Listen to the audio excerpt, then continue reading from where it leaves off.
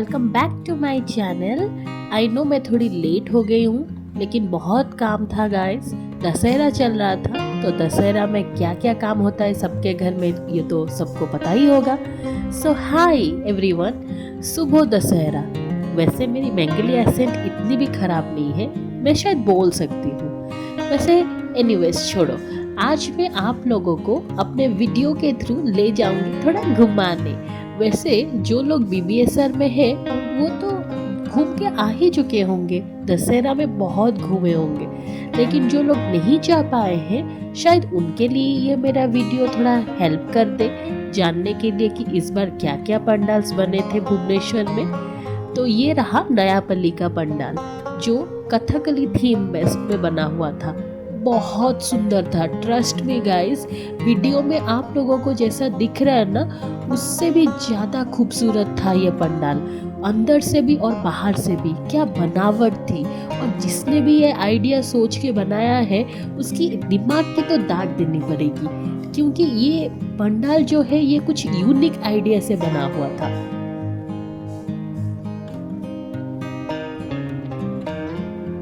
अंदर से बाहर तक पूरा कथकली थीम और पूरा माइथोलॉजिकल स्टोरीज रिप्रेजेंट किए गए थे। बहुत खूबसूरत था। और बाहर आने के बाद ये एक मंदिर था जो आप दर्शन करके बाहर आ सकते हो।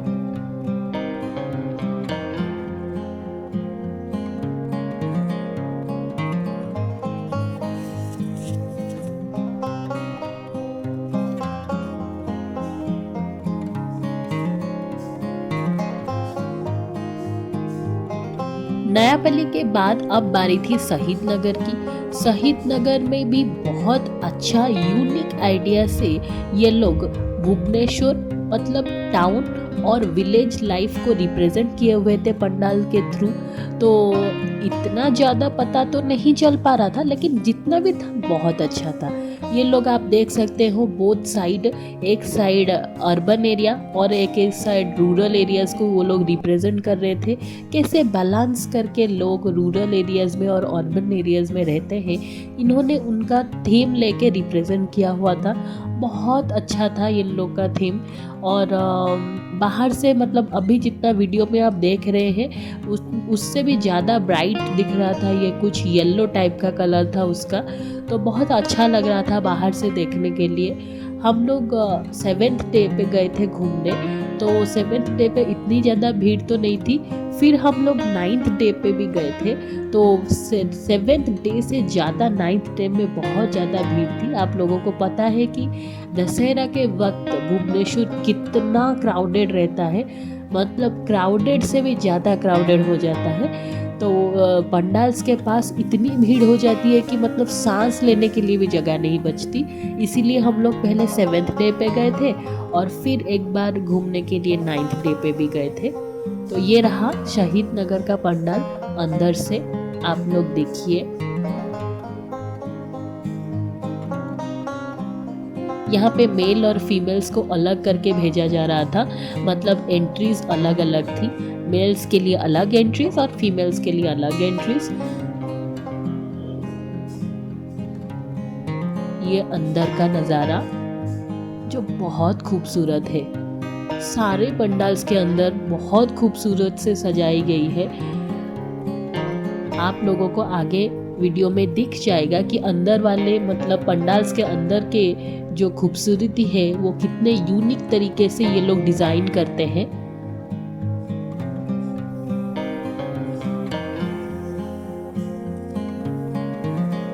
अब बारी है रसूलगढ़ की। भुवनेश्वर का सबसे मेन और सबसे बड़ा एरिया जो है वो रसूलगढ़ में होता है।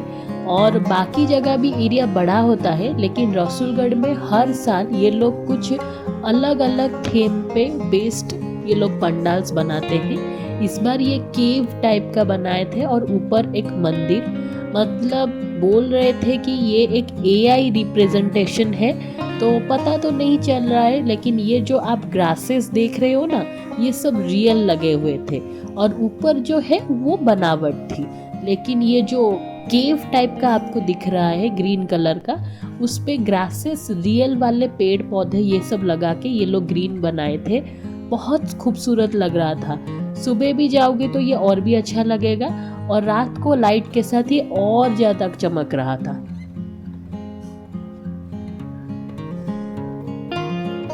और ऊपर का जो मंदिर है उसका कलर बार बार चेंज होता रहता है, मतलब लाइट शो में जैसे लाइट सब चेंज होता रहता है ड्यूरेशन के थ्रू, तो वो ऐसे ही चेंज होता रहता है।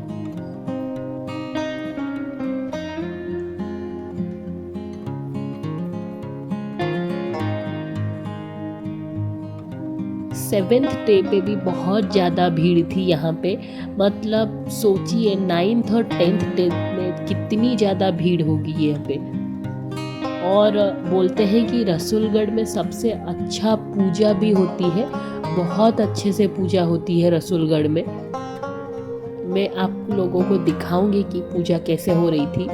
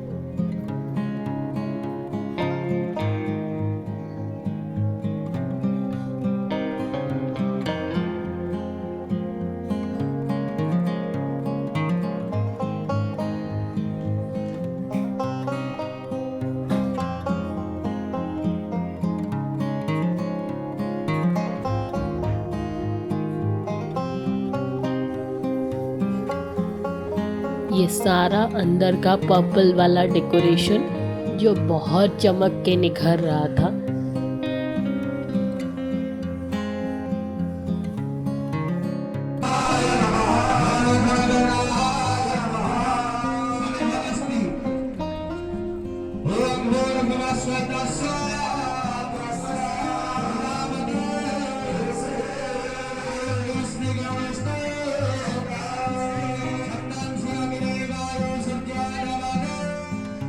रसूलगढ़ के बाद बारी थी बोमीखाल की, और अभी हम लोग बोमीखाल की ओर निकल रहे थे, तो तब मैं आपको दिखाना चाहती हूँ कि कैसे भुवनेश्वर ये पूरे दशहरा के वक्त कितनी अच्छी तरह से डेकोरेट किया गया था। और ये दशहरा के वक्त ही होता है जिस वक्त भुवनेश्वर को कई तरह से सजाया जाता है, और कहीं पे भी मतलब आप चूक नहीं छोड़ना चाहेंगे कि ये क्या है क्या नहीं है। हर जगह एक एहसास होता है, एक इमोशन होता है दशहरा का, बहुत अच्छा लगता है। और ये बोमीखाल जाते टाइम और भी कुछ छोटे छोटे पंडाल्स थे, तो हम लोग जाते वक्त ये भी आया था एक पंडाल।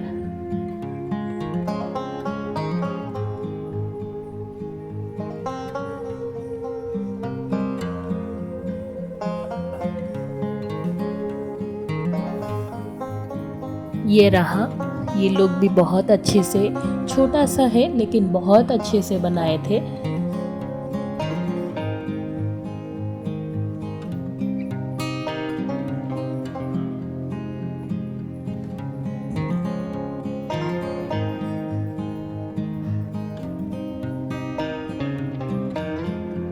ये आ गया बोमीखाल का।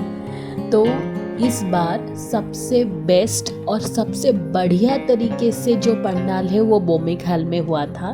एक चाइनीज पीकॉक थीम से ये पंडाल बना हुआ था। Look at the beauty of this pandal. ये इतनी खूबसूरत है कि मतलब कोई देखे तो देखे ही रह जाए। और इसकी बनावट एक बैम्बू ट्री मतलब बैम्बू से बनी हुई थी, जो काफी मेहनत लगती है। जितनी खूबसूरत ये बाहर थी उतनी ही खूबसूरत ये अंदर भी थी। अब बारी है हमारी सबसे बेस्ट पंडाल की, जो कि है ओल्ड स्टेशन बाजार की। जो लोग भुवनेश्वर से हैं वो लोग को पता चल रहा होगा कि ओल्ड स्टेशन बाजार कहाँ है, किस लोकेशन में है, तो उनके लिए तो कुछ नया होगा नहीं, और वो लोग जाके भी आए होंगे इस दशहरा पे। तो ये भुवनेश्वर का सबसे बेस्ट और सबसे यूनिक आइडिया से ये एक पंडाल बना हुआ था। ये था ओल्ड स्टेशन बाज़ार में, उस लोकेशन का नाम ही है ओल्ड स्टेशन बाज़ार। तो वहाँ पे मतलब भुवनेश्वर को रिप्रेजेंट किया गया था। मतलब भुवनेश्वर को कैसे, मतलब अपसाइड डाउन रिप्रेजेंट किया गया था, ना कि भुवनेश्वर जैसे है वैसे ही दिखा दिए हैं। मतलब भुवनेश्वर के क्या क्या चीज़ है वो सब अपसाइड डाउन के थ्रू दिखाया गया था। तो आगे आगे देखिए, आप लोगों को पता चल जाएगा कि क्या मैं बता रही हूँ। इसका जो लोकेशन है ना, ये थोड़े एल शेप्ड में है। तो मतलब आप अंदर जाओगे तो देख देख के जाओगे, अंदर तक जाएगा ये पंडाल का जो डेकोरेशन है। तो आप साइड साइड में देख पा रहे होंगे इसका डेकोरेशन।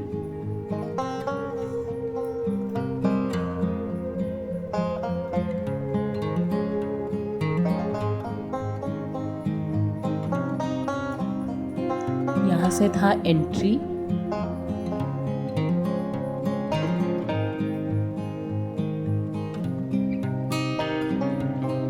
ये एक टेम्पल के अंदर घुसने जैसे लग रहा था, जैसे ओल्ड विंटेज टेम्पल्स होता है ना, बहुत 100 साल पुराना, वैसे ही लग रहा था इसके अंदर जाते वक्त।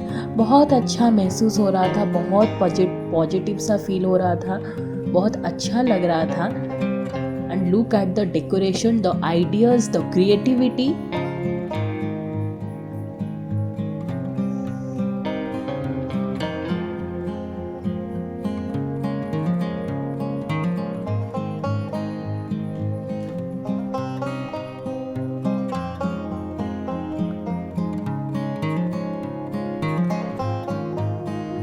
जितना क्रिएटिविटी का तारीफ करूं मैं उतना कम है।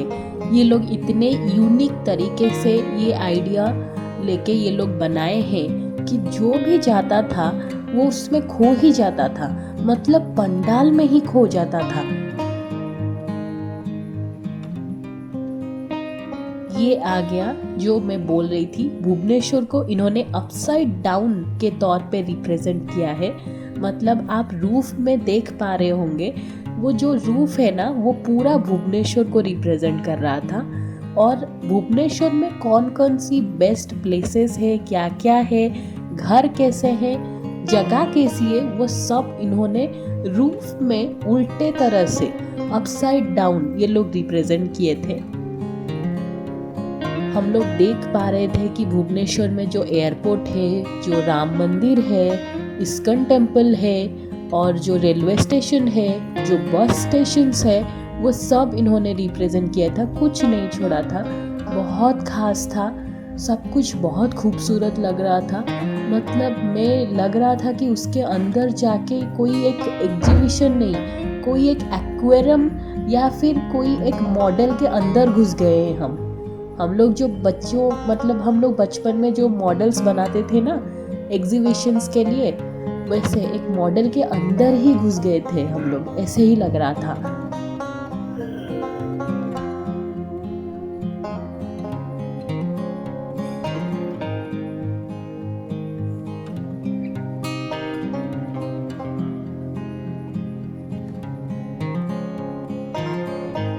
मतलब आप अगर इसके अंदर जाओगे तो लगेगा आप कहीं खो ना जाओ।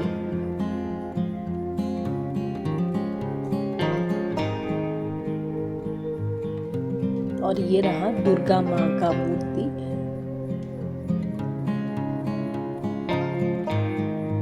माँ भी बहुत खूबसूरत लग रहे थे। अब बारी है आखिरी पंडाल की, जो कि है यूनिट 1 मार्केट की। यहाँ पे दुर्गा माँ नहीं होते हैं, यहाँ पे शिव जी और पार्वती माँ की मूर्ति होती है। हर साल ये लोग यही कहते हैं। तो that's it for today guys. तो आप लोगों को अगर आज का वीडियो अच्छा लगा हो तो please like, share and subscribe to my channel. I need a lot and lot of support and love from you guys. मुझे बहुत ज़्यादा अभी ज़रूरत है आप लोगों के सपोर्ट की। सो प्लीज़ प्लीज़ जितना चाहे उतना लाइक शेयर एंड सब्सक्राइब कीजिए एंड स्टे ट्यून। आगे और भी वीडियोस आने वाले हैं, दशहरा के कटक के वीडियोस आने वाले हैं, और एक पंडाल जो खास है हमारे लिए क्योंकि वो हमारे घर के पास है, वो भी आने वाला है। So stay tune and thanks for watching.